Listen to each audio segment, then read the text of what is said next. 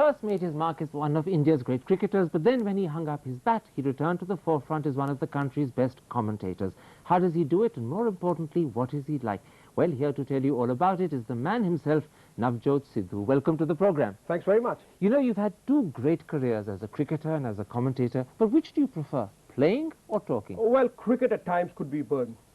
I think commentating is far more enjoyable. And I've changed over the years. I've got a sense of proportion to see things in the right perspective now. That stems from the fact that I've started meditating. I believe in myself now. At that time, there were times in my cricketing career when playing cricket was a burden. I was apprehensive, I was jittery. And you see, doubt will always create a mountain and faith will tunnel through it. Now I have that faith which can really tunnel through a mountain. Is that one of your new Sidhuisms? Doubt will create a mountain, faith will tunnel through it? Well, I just flow like a river. It's something which comes naturally. And you see, it's not creativity, I wouldn't say that. But I back my natural instincts. I've always believed that your originality is your strength. I mean, if you try to imitate others, you can never be the other person and you lose yourself in the process. And I don't want to lose myself. Just myself, that's it. Okay, let's then talk about yourself, and let's go back to the very beginning. You've often said that the person who really influenced and molded you was your father. How do you remember him? A great friend, philosopher and guide. See, the problem with the younger generation today is that they cannot really share their life with their parents. The parents are strict disciplinarians. My father was a great friend. I still remember when I was a tiny tot, you know, I still remember an incident where I stole a few rupees from my mother's purse. I got a spanking, a rub on the nose, and you know, I was sad. In the evening, he came to me, he says, "Come here, my son. My wallet is to be shared with you. This is your wallet." I mean, things like that, they always inspired me. I mean, he was one person I could, you know, I was like an open book to him. And whatever I am today, I think I owe everything to my father. He had a very unusual nickname for you, didn't he? He called you Sherry. Well, there's a funny incident behind that. I mean, he was on cloud 9 when I was born, very happy, happy as a lark. Somebody presented him with a bottle of sherry and he said, "It's a very authentic French wine." I don't know whether it was French or German or whatever. Portuguese. Yes, Portuguese. He just looked at that bottle and says, "Oh, I like the name. My son is going to be Sherry." So you mean if he'd been given a bottle of whiskey or brandy, your name? I wouldn't know that. But then, I mean, the name just clicked. And he was very happy at that point. Okay, tell me something else. He was very good with clever one-liners, wasn't he? Is that where the Sidhuisms come from? Well, part of it. See, every child grows up trying to emulate his father. I mean, he was a perfect role model. And he was a lawyer too, wasn't he? Yes, he was an advocate general of the state. And whenever he would cross-examine, when he would go into the court, people would really throng into the courtroom. It would be jam-packed to listen what he was going to say. And that was because he was an entertainer. He would come up with these one-liners. Invariably, he would say, these one-liners can explain more than an epic. He was right. Now, the amazing thing is he always pushed you to do the best. He wanted you to excel in everything. Do you remember when you were 11, you wanted a moped and you went to him? Well, yes. You see, he had this uncanny knack of getting the best out of him. He knew that for me to be a good cricketer, I had to be very fleet on my feet. I wouldn't do it just for the sake of, you know, running 5 laps every day. But then there was a big carrot, and the carrot was a moped. He knew that I liked the moped very much. So I had to come first in my athletics meet at school to get that moped. I had to wait 3 long years. He made you earn it.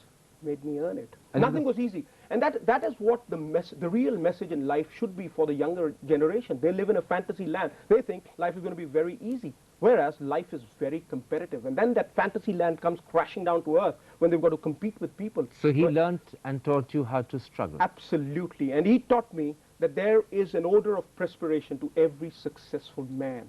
And I realized that very quickly. But the interesting thing is that when it comes to cricket, as a young child, you weren't really interested in the game. Cricket was his ambition for you. Absolutely. I was virtually coaxed into this game. He wanted me to play cricket. I was never interested in playing cricket. And it is to realize that dream that he saw for me that I played cricket. I could never, you know, see the pain in his eyes. I mean, he would push me through invariably. You know, people would call me a Sifarshi. You know what a Sifarshi is. I mean, they would say, well, it is because he's Sardar Bhagwant Singh's son that he's playing here. So I wanted to prove people wrong. Well, no. If my father wanted something, I wanted to prove to people, well, I can achieve it for the sake of my father. Even if I don't like it, I'll do it for my father's sake. That was the kind of love and affection that I had Except for that him. when he used to wake you up at 5 in the morning for practicing, you would often cheat on him, wouldn't you? Goodness gracious me, that's right. I mean, the servants were also bribed. I knew By that you or by him? By me, obviously, by me. I mean, you see, he was a hypertensive patient. It's 5 o'clock in the morning, I would give him a pill, an Aldomat. And that was a tranquilizer in the true sense of the word. Now, I knew that he would be fast asleep after that. I would go to a different room and sleep, quietly sleep there. And then the servant had strict instructions to wake me up after 1.5 hours. And then I had to sprinkle some water on my, shirt and then go out as if I'd, run 5 or 6 kilometers, and then I was dog tired and things like that. And he would believe me. So it was fun, basically. Yeah? And in the end, I realized that I was cheating myself. I wasn't cheating my father, I was cheating myself. But that happened gradually. It was a process. It was a learning curve for me, basically. But it happened, in fact, once even when you were at net practice. You thought that he was safely at office working. He thought you were practicing. And in fact, you went and saw a movie. Well, yes, Sholay was a great incentive. I watched that movie 15 or 16 times. I mean, this was the second time that I watched that movie. I realized that my father would be at the ground around 5 o'clock.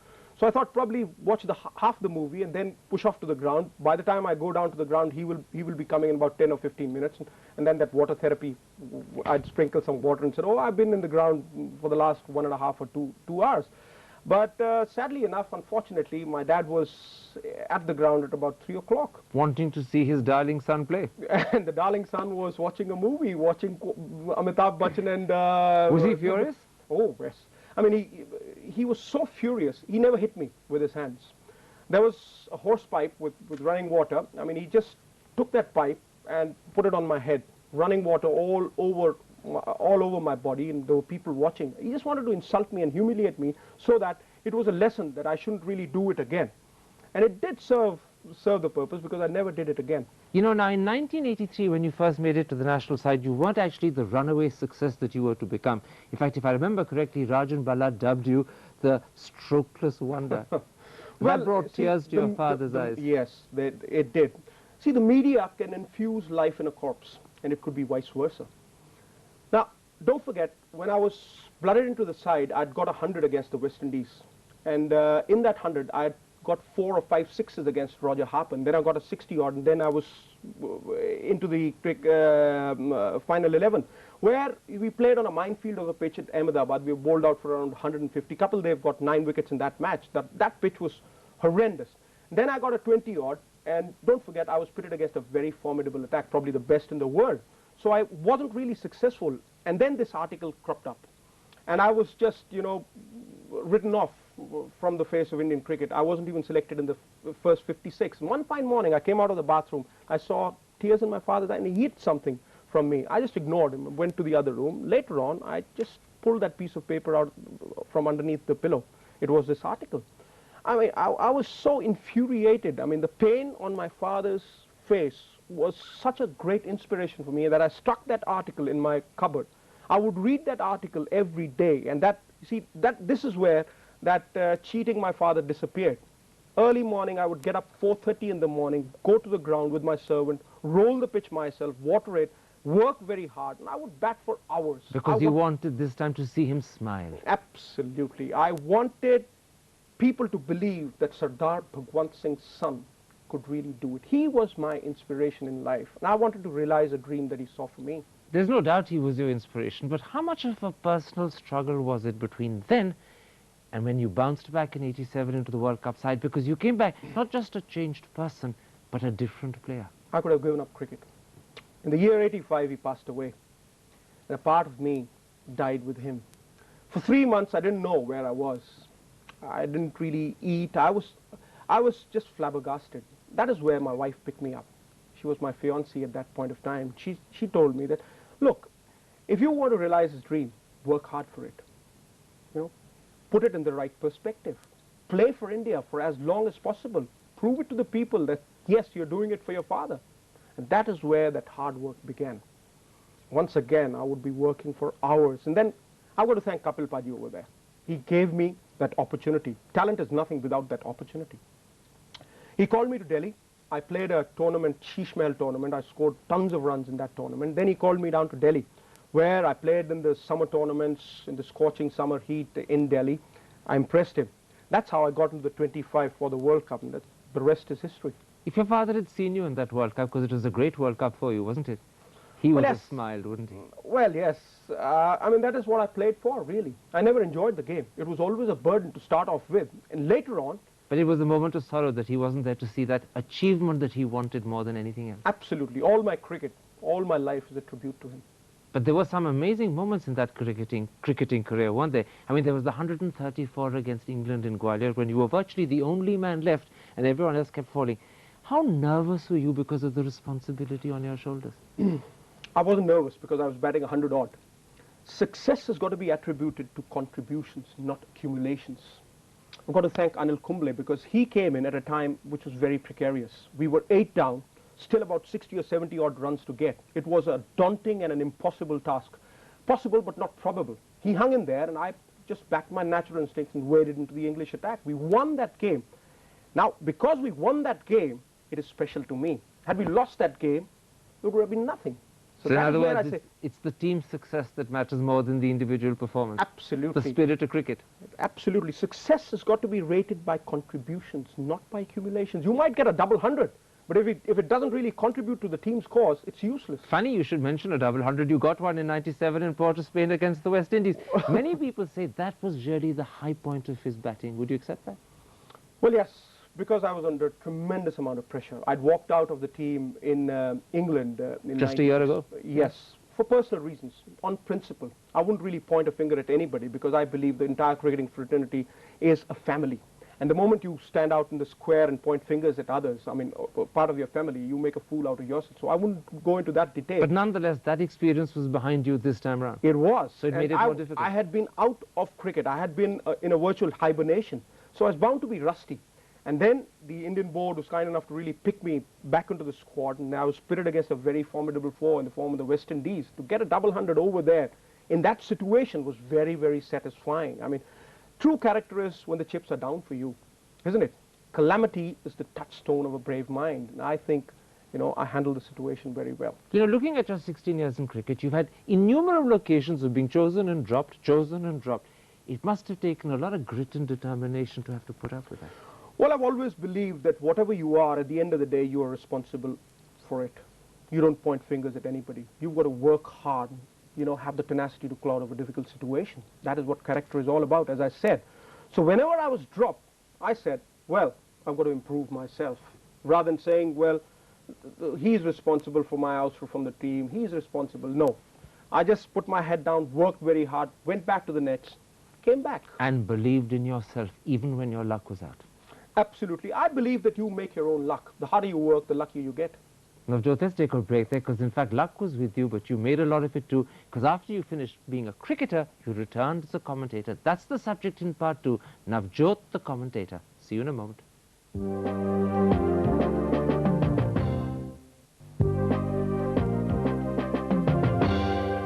Welcome back. My guest is the irrepressible Navjot Singh Sidhu. 4 years ago, when you burst upon the world as a commentator, you literally took it by storm, and people still can't stop talking about you. And yet the amazing thing is, I'm told, is as a child, you were quite shy and you hated speaking in public. Absolutely. Life is what happens when you're making other plans. Not even in the wildest of my dreams did I ever think that I would commentate. It happened like a bolt from the blue. And you're absolutely right. When I was at school, I never believed in myself. It was my father who would really cajole me and say, well, channelize my energy and tell me you've got to really believe in yourself. But I didn't really know, you know, the instrument which could really take me to a place where I would say, well, I'm totally confident. Now I am, because I meditate on the great Lord. I draw my inspiration from within. Man is searching for that happiness, that something, you know, which will give him complete happiness. But it doesn't come. It doesn't come through sensual pleasures. It doesn't come through cars or women. God, there's like a philosopher lost inside you. I mean, whatever. I mean, it's just like a big fire. It wants more. But then when you go within yourself, deep within yourself, you realize that this is that source which will give you complete bliss, and complete happiness. Commenting and that fulfills that? Absolutely. I mean, it's my way of contributing something to the game in my own different style. Because I've realized at times commentators can be like sleeping pills. Commentary is all about entertaining people. It's not about in-swing and out-swing. It's a broadcast. It should cater for the purist. It should cater for young kids on the street. It should cater for the housewife. It should cater for everybody. You cannot please everybody, sir. I mean, the surest form of failure is trying to please everyone. Except that occasionally you have to stop to breathe. Absolutely. I mean, you see, and I'm not perfect. I don't say that I'm perfect. The last man who walked perfect on this earth was crucified to a cross and hung in the square. So I never said that I'm perfect, but I endeavor to make people happy. And there's no permanent name and fame than the endeavor to give happiness to mankind. Okay, there is one gift that Sidhu's commentary has given the world. It's what they call Sidhuisms. Tell me, do you think of these carefully in advance, or do they simply pop into your head as you're talking? It's a mixed bag. They come from the common language of the people of Punjab, I mean, who crack jokes with me at my farmhouse, wherever. And there was one that I picked up from a bartender in a bar. Which was what? Which was, if ifs and ands were pots and pans, there would have been no tinkers. I mean, it just struck. There was one that I picked from a guy in the street who said, "Oh, Indian team to cycle stand ki tarah ek ko dhakka maro sare dish." So I just translate that. But there are some that I, put my mind and apply my mind where I know that a situation might erupt when you're playing. Like Sehwag, you know that he's going to explode, so you can call him the butcher from Delhi. You can call him a tornado. You can call him a hurricane. Whatever. I mean, something to make it interesting. Yes, I meditate on them. There are things that I write, imagining situations, because I'm totally into it. Commentary to me is life. It's a way where I give something back to the game. So I'm totally committed to commentating that way. But the incredible thing about Sidhuisms is that at first hand they sound very clever, but when you think about them, you aren't quite sure what they mean. For instance, when you say a yawn is a silent shout, what on earth are you talking about? Well, you've really misinterpreted it. I mean, what I said was that when you watch someone from the distance, and if he's yawning, you might think that he's shouting without the voice. I mean, you see someone from a distance, 10 or 15 feet, I mean, he's yawning, and you say, a yawn is a silent shout. You could also say that if a person is yawning in the middle of a cricket match, that's a shout of protest that is boring. Man, whatever. I mean, there are others. There's another wonderful one. And again, you said, a good lather on the face is worth half a shave. Now, that sounds almost profound, except it's perplexing. Well, you cannot blame this on me, because this is an age-old, ancient English proverb. What it means is that the first blow is half the battle. If you've got a good lather on your face, it's half the shave. But if you've got a dry face... Something, of course, you ought not to know anything about. Well, whatever. I mean, it's a proverb, basically. So it's not something that has been concocted by Navjot Singh Sidhu or made by Navjot Singh Sidhu. But the interesting thing is that the secret of Navjot Sidhu's commentary success is that he must entertain. It's not just technical display of knowledge, it's an ability to communicate. Absolutely. Commentary is all about entertaining people. And see, it's something different. It is not the same old drab, monotonous way of communicating with people. It's something different. It could really backfire. It could boomerang. But I took that risk. How much of your success then is not just clever language, but in fact the character, the irrepressibility I spoke about a moment ago? I've always believed that truth will walk naked. Lies have got to be properly dressed. If you really are diplomatic on the air, people understand that. I'm forthright. And I judge people by their actions, not by their intent. You may have the heart of gold, so does a hard-boiled egg.